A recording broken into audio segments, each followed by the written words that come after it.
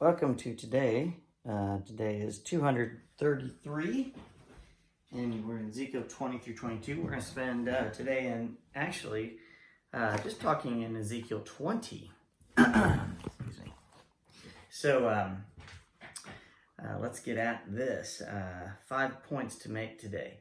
And if you have your list of God's description, I have been adding to it some of his actions of what he does to help us understand and be able to describe God. So first off, we start with chapter 20, verses 3 and 4. It says, "Son of man, tell the leaders of Israel, this is what the sovereign Lord says. How dare you come to ask me for a message? As surely as I live, says the sovereign Lord, I will tell you nothing." So if we turn our backs on God and we just rebel, I mean, he still sends messages, but eventually he says nope. And that's what happened with the flood. He walked with us, Adam and Eve, all the evil and stuff that was going on up through Noah's time, and then he just wasn't there, wasn't around. Told Noah, make a boat, we're destroying everybody else. I mean, there is an end, a time of punishment. There is a time of judgment. And then we hear about the Sabbath. I wrote this down because I thought it was kind of interesting. Verse 12, it says, "And I gave them my Sabbath days of rest as a sign between them and me. It was to remind them that I am the Lord who set them apart to be holy." So the Sabbath day is not just a day of rest, it's to remind us that we are set apart to be holy. It is this relationship that we have with God. God allows wickedness. Verse 25 and 26.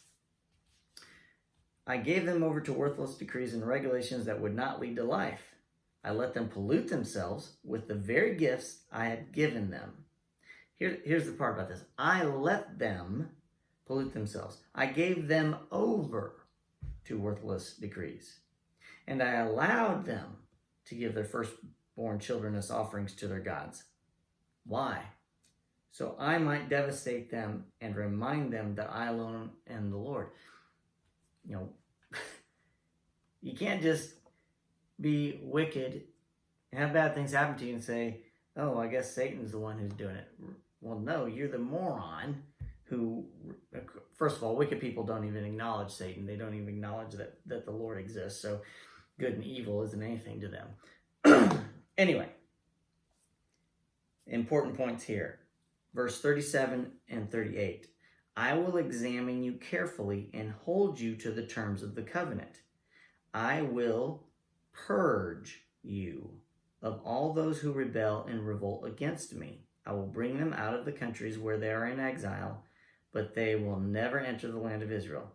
Then you will know that I am the Lord." So what happens is they go into exile, and in exile, bad things happen to them.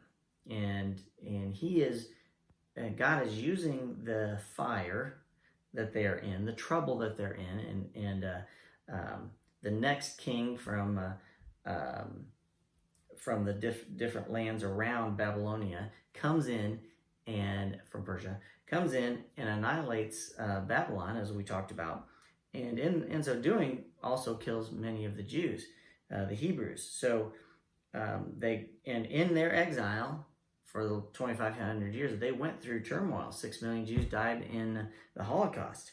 Good and bad. Okay, we talked about good and bad, and in this reading we have good and bad dying. So remember, God uses this fire to bring through and to bring a remnant back into Israel. In spite of wickedness, he shows his mercy, and that's really key here. 43 and 44. "You will look back on all the ways you defiled yourselves and will hate yourselves because of the evil you have done. You will know that I am the Lord, O people of Israel, when I have honored my name by treating you mercifully in spite of your wickedness. I, the sovereign Lord, have spoken."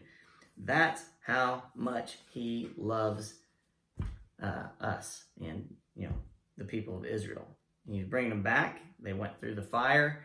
They still have many people hating them. Many nations hate them. There will be an attack on them in the future, and we will get to that.